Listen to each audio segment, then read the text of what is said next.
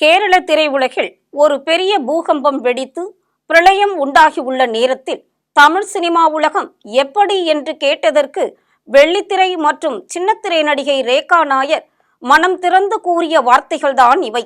இது குறித்தான ஜெம் தொலைக்காட்சியின் சிறப்பு தொகுப்பு.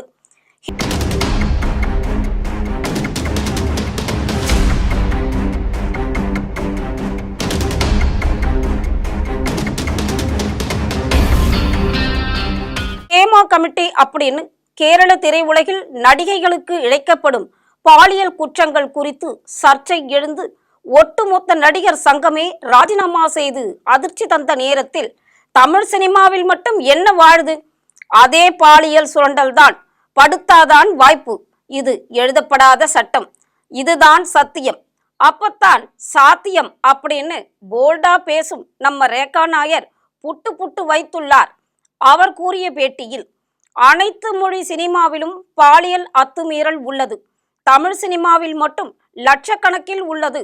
தமிழ் சினிமாவில் ஏதேனும் ஒரே ஒரு அறிக்கை வெளிவந்தால் போதும், அவ்வளவுதான். குறைந்தது 500 பேருக்கும் மேல் சிக்குவார்கள் என்று ரேகா நாயர் ஒரே போட்டாரே பார்க்கலாம். அட்ஜஸ்ட்மெண்ட் செய்தவர்கள் சினிமா இண்டஸ்ட்ரியில் இருப்பார்கள். அதற்கு சம்மதிக்காதவர்கள் சினிமாவை விட்டு சென்றவர்கள். ஒன்றா இரண்டா சொல்லு, லட்சக்கணக்கில் இருக்கிறது. நான் வெளியில் சொன்னால் எனக்கு வாய்ப்பு கிடைக்காது. ஏன், டாப் ஹீரோயின் எல்லாம் இதில் அடக்கம். தமிழ் சினிமாவில் ஓப்பனாக பேச மாட்டார்கள். ஏனெனில் பூனைக்கு மணிய யார் கட்டுறது அப்படின்னு அனைவரும் வாய்ப்பு கிடைக்காது என்று வாய்மூடி அமைதியாக இருக்கிறார்கள். உச்சத்தில் இருந்த ஒரு மலையாள நடிகை ஒருவரின் வீடு இடிக்கப்பட்டு தமிழ்நாட்டை விட்டு ஓடிய சம்பவமும் நிகழ்ந்திருக்கிறது. நல்ல திறமையான நடிகைகள் இல்லையா என்ன? தமிழில் சொந்த குரலில் பேசி நடிக்கக்கூடிய அழகான நடிகைகள் பலர் உள்ளனர். ஆனால் படுக்க அவர்கள் தயாராக இல்லை. அதனால் அவர்களுக்கு வாய்ப்பும் இல்லை. படுக்க வந்தால்தான் வாய்ப்பு, இல்லை என்றால் அப்படியே போய்விடு என்று கூறுகிறது தமிழ் திரை உலகம். விஷால் செருப்பால் அடியுங்கள் என்று கூறியிருக்கிறாரே, அது சரியா என்று கேட்டதற்கு நானே ஒரு சிலரை செருப்பால் அடித்திருக்கிறேன் என்று கூறி மேலும் ஒரு பூகம்பத்தை கிளப்பினார் அவர். மேலும் தனி மனித ஒழுக்கம் இருக்க வேண்டும். முதலில் ஒரு பிரச்சனைக்கு முன் வந்து களை எடுக்க யார் இருக்கிறார்கள்? அதாவது ஆண் நடிகர்கள் யார் இருக்கிறார்கள்? ஒரு பெண் சினிமாவில் வர வேண்டுமானால் துறையில் உள்ள ஆண்களுக்கு இரையாக வேண்டிய கட்டாயத்தில் உள்ளனர்.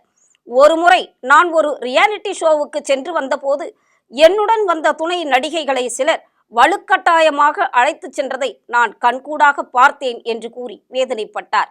இன்று இது புதுசா நடக்குதா என்றால் அதுதான் இல்லை. தொன்று தொட்டு சினிமா தொடங்கியது முதல் இன்று வரை நடக்கிறது. அந்த கால நடிகைகளும் சிக்கி உள்ளனர். என்ன இப்போ தைரியமா வெளியே வந்து சொல்றாங்க? அப்ப எல்லாரும் பயந்து அமைதியா இருந்துட்டாங்க. இனியும் தொடருமானா நிச்சயம் சத்தியமாக இது தொடரும். தனி மனித ஒழுக்கம் இருந்தால் மட்டுமே பாலியல் சுரண்டல்கள் தவிர்க்கப்படும். நோ வே என்று கூறி முடித்தார் ரேகா நாயர்.